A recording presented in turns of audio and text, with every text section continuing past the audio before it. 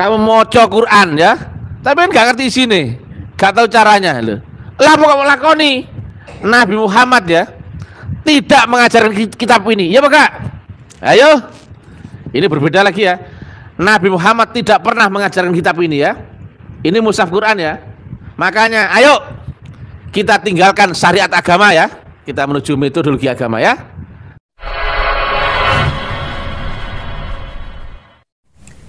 Halo Bapak Ibu dan saudara-saudara sekalian, Assalamualaikum warahmatullahi wabarakatuh. Om Swastiastu, Namo Buddhaya, salam kebajikan, salam sejahtera untuk kita sekalian. Dan kita jumpa kembali di channel David Saguna. Bapak Ibu dan saudara-saudara sekalian, kemarin Ustadz Mr. TM menandaskan bahwasanya syariat agama itu tidak wajib. Dan penandasan tersebut disampaikan dengan dasar argumentasi bahwasanya seluruh rasul dan seluruh nabi-nabi sebelumnya itu mereka tidak pernah bersyariat. Nah, di episode kali ini Ustadz Mr. TM sedikit lebih maju lagi dan sedikit lebih ekstrim lagi dengan menandaskan bahwasanya syariat itu tidak baku, atau dengan kata lain syariat itu dinamis. Bukan hanya sampai di situ, Ustadz Mr. TM juga menandaskan bahwasanya kita harus meninggalkan syariat dan beralih ke metodologi agama. Sekali lagi, Ustadz Mr. TM di episode kali ini berani menandaskan bahwa syariat itu tidak baku atau dinamis, dan karena itu kita harus meninggalkan syariat dan beralih ke metodologi agama. Sebelum kita lanjut Bapak Ibu dan saudara-saudara sekalian, alangkah baiknya kita simak dulu secara saksama penjelasan komprehensif dari Ustadz Mr. TM. Selamat menyimak. Ditanya apa yang kau ingat dalam sholatmu? Gak ngerti loh. Kenapa kamu lakoni? Kamu moco Quran ya, tapi kan gak ngerti sini, gak tahu caranya loh. Lah mau kamu lakoni. Nabi Muhammad ya tidak mengajarkan kitab ini, ya Pak? Ayo, ini berbeda lagi ya. Nabi Muhammad tidak pernah mengajarkan kitab ini ya.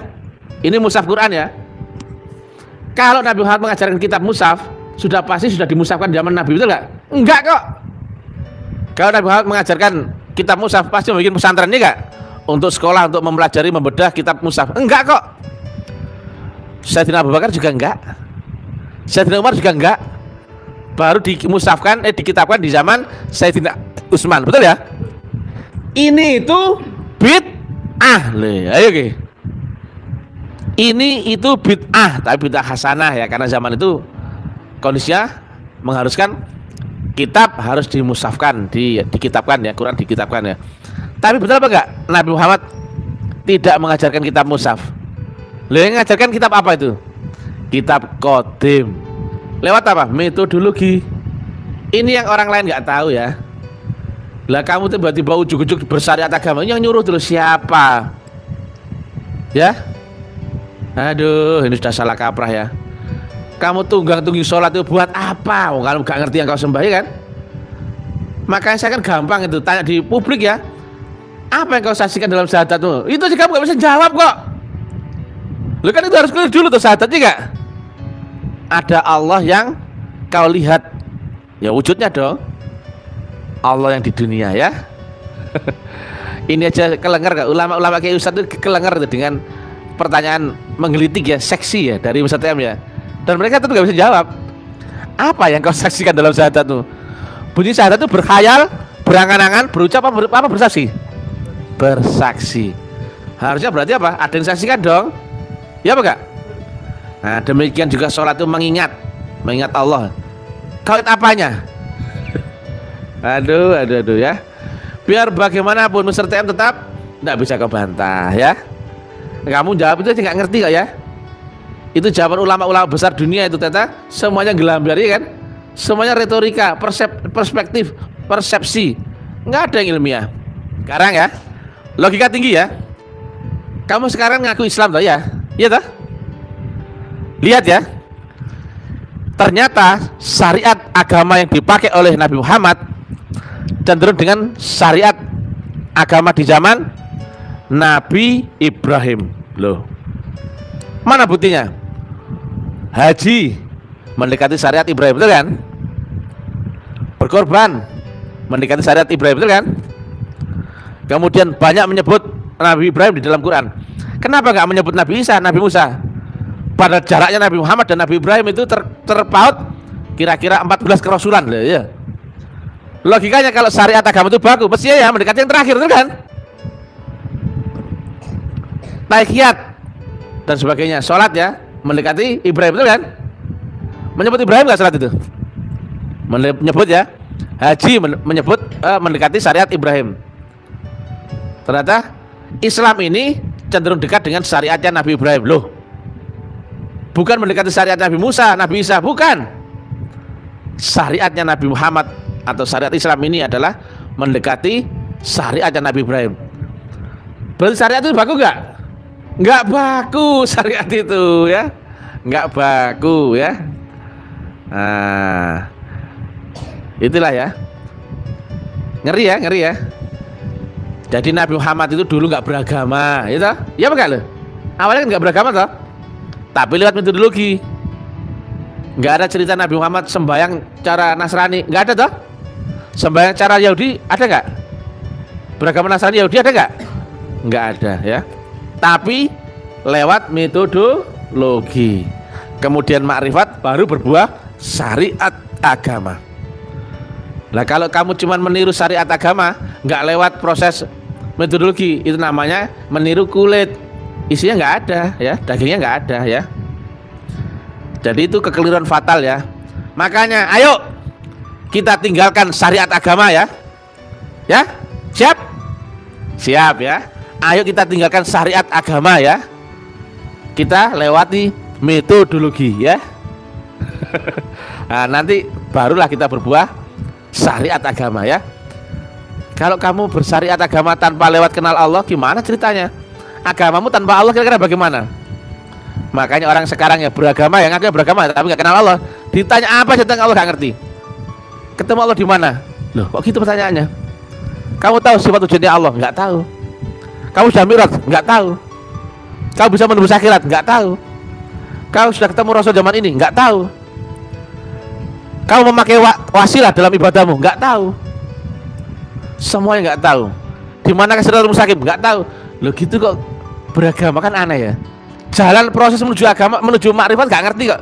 Kok dia kok beribadah? Maka ibadahmu kepada Allah bukan? Ya bukan. Kamu menyembah Allah ya. Ditanya, di mana Allah itu? Nggak tahu. Wujudnya Allah di dunia mana? Tahu nggak? Nggak tahu. Kemudian kau nyembah, gendeng nggak itu? Gendeng nggak itu? Gendeng. Orang ditanya menembak itu pasti tahu yang ditembak ya. Kau nembak apa? Nyampe itu loh Pak, yang saya tembak loh. Jelas loh? Kamu nembak apa? Burung itu loh Pak. Diam terus. Dalam rame. Saya mau nembak burung itu loh. Jelas loh? Kau menyembah siapa? Nggak tahu. Pokoknya aku sholat. Ya sama dengan menyembah apa, menembak. Kamu tembak apa? Nggak tahu. Pokoknya aku nembak. Kira-kira gendeng ya itu? Waduh, sudah ya. Syariat agama itu tidak wajib. Ngeri ya. Tapi syariatnya wajib ya. Karena hukum undang-undang badan lahiriah jasmani ya. Nggak percaya, cek ya sejarah Nabi Muhammad, Nabi Isa, Nabi Musa, Nabi Nuh, Nabi Ibrahim. Tanya, apakah mereka lewat syariat agama? Tidak ya. Ayo tinggalkan syariat agama, kita menuju metodologi agama ya. Nanti syariat itu akan muncul dengan dirinya, syariat agama itu. Nggak usah khawatir ya. Percuma kau menyembah sesuatu yang tidak kau tahu ya, yang tidak lagi berlaku tanha anil faksa'il wal munkar, nggak pernah mi'rajul dalam apa, as-sholatul mi'rajul mu'min, nggak pernah. Yang sholatnya berkekal juga nggak tahu caranya, yang berdiri duduk tidur nggak tahu, yang akim sholat dzikri juga nggak tahu. Tentang semua kriteria sholat menurut Nabi tidak ada yang bisa kau buktikan, percuma ya. Demikian ya. Baik Bapak Ibu dan saudara sekalian, karena apa yang disampaikan oleh Ustadz Mr. TM kali ini sesungguhnya itu merupakan penegasan-penegasan atau kesimpulan-kesimpulan dari materi-materi sebelumnya. Karena itu sebelum saya berkomentar lebih jauh, saya memberikan dulu kesimpulan-kesimpulan dari apa yang telah diuraikan oleh Ustadz Mr. TM, sehingga kita gampang mengikuti ceramah atau materi-materi atau konsep-konsep ajaran yang disampaikan Ustadz Mr. TM melalui saluran kanal YouTube-nya.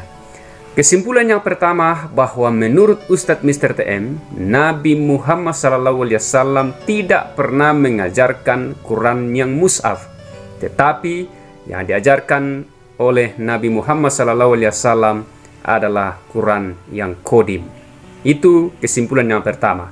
Dan kesimpulan yang kedua, bahwasanya menurut Ustadz Mr. TM, syariat agama itu tidak wajib juga sekaligus tidak kaku, dan bahwa seluruh nabi-nabi dan juga para rasul-rasul sebelumnya, mereka tidak pernah melalui syariat agama. Nah, poin yang ketiga atau kesimpulan yang ketiga, bahwasanya menurut Ustadz Mr. TM, syahadat yang benar dan juga sholat yang benar, artinya bisa menyaksikan Allah Subhanahu wa Ta'ala atau wujud Allah Subhanahu wa Ta'ala di dalam sholat dan syahadat tersebut, itu hanya bisa terjadi apabila dilakukan dengan metodologi agama, bukan melalui syariat agama. Bapak, Ibu, dan saudara-saudara sekalian, perlu saya memberikan aksentuasi atau penekanan bahwasanya konsep ajaran yang dianut oleh Ustadz Mr. TM ini lebih mengedepankan kepada praktek, bukan pada tataran-tataran teori. Artinya bahwa apa yang disampaikan atau diajarkan oleh Ustadz Mr. TM ini memang sedikit sulit untuk diterima bila itu dikomparasi dengan pemahaman-pemahaman teoritis kita atau pemahaman-pemahaman dogmatis kita selama ini. Ya, artinya saya mau mengatakan bahwa untuk bisa membantah apa yang diajarkan oleh Ustadz Mr. TM ini, mungkin kita perlu mempraktekkan dulu atau melakukan terlebih dahulu ajaran-ajaran dari Ustadz Mr. TM ini untuk dapat kita bisa menilai bahwa apa yang diajarkan Ustadz Mr. TM ini salah, sesat, keliru, dan sebagainya, dan sebagainya. Nah, disinilah kesulitan kita, karena sekali lagi Ustadz Mr. TM mengajarkan bahwasanya yang terpenting di dalam beragama itu adalah praktek, bukan penguasaan-penguasaan teori. Bukan berarti bahwa menurut Ustadz Mr. TM teori itu tidak penting dalam agama, dogma atau doktrin itu tidak penting dalam agama, penting, ya. Tetapi kita harus maju selangkah lebih daripada orang-orang yang sekadar menghidupi teori secara normatif atau secara formalis dan masuk pada ranah praktek dari teori-teori tersebut, sehingga kita dapat benar-benar merasakan apa yang selama ini Ustadz Mr. TM sampaikan. Nah, disinilah kesulitan kita semua, termasuk saya. Jujur, dari praktek-praktek yang ditawarkan oleh Ustadz Mr. TM itu saya blank dan saya sulit membayangkannya bagaimana. Tetapi saya selalu percaya bahwa karena ini sudah menjadi pengalaman spiritualitas, pengalaman hidup dari Ustadz Mr. TM dan juga para muridnya. Karena itu mereka benar-benar meyakini bahwa apa yang mereka ajarkan, apa yang mereka hidupi dan aktualisasikan dalam agama itu benar adanya. Ya. Jadi untuk bisa membantah apa yang diajarkan oleh Ustadz Mr. TM, memang kita harus perlu sampai pada ranah praktek, melakukan apa yang Ustadz Mr. TM sampaikan untuk dapat kita menguji dan membuktikan bahwa apakah beliau salah, keliru, sesat, dan sebagainya, dan sebagainya. Cuma persoalannya, apa yang dialami oleh Ustadz Mr. TM ini mungkin jarang di antara kita yang mengalami.